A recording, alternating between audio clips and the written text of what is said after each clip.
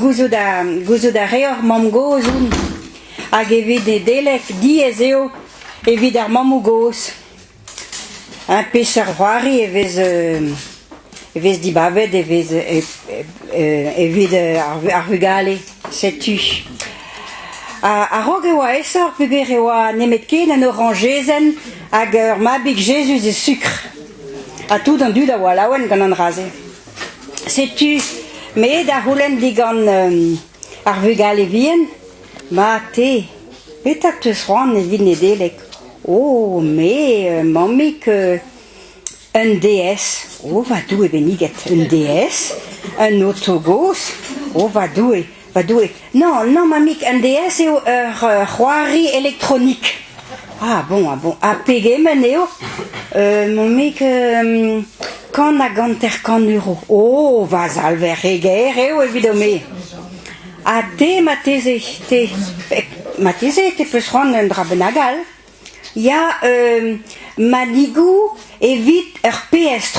O vadou beniget peta eo an dra he. Ur PS3 a zo ur c'hoari elektronik eve. Me zo gwez da ober dit manigou evidout. Neke manigou mamik manetennou eo evit ar PS3. Ar PS reo an gout evit gaout a garten PS, hein. Red eo dit gortoz an tammik en a rog voti.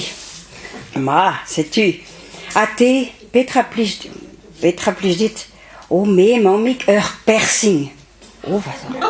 Te oar, mamik, peta ur persing. O ya, me oar peta ur persing. Hag e peler ar persing.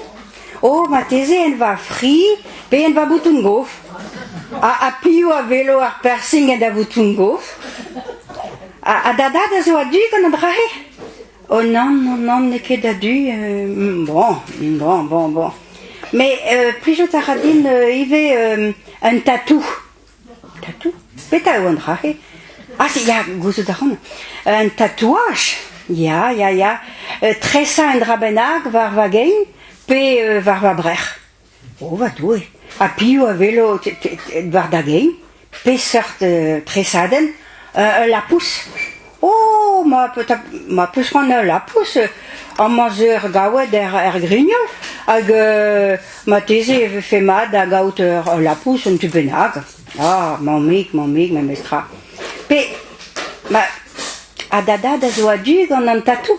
Non, ne ket a du. Bon. Me ma teze mont d'ar perikan, da droha va bleo, evel ur c'hoari ar football.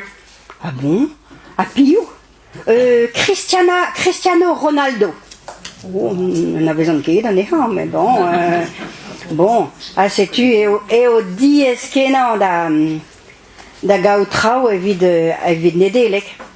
Var lene moa roet aran d'an inivrasa hag en oa prenet ur pull, me dam jonj, ne oa ket ir a wal ar pukus e oa gwelet e boutoun gof. Setu ar blama, nous on ket e oa diez da ober a setu gred meus an drabennak, laket meus en ur sach, an orangezen, ur mabig Jesus e sucre, hag an envelope gant tamm mounis, setu.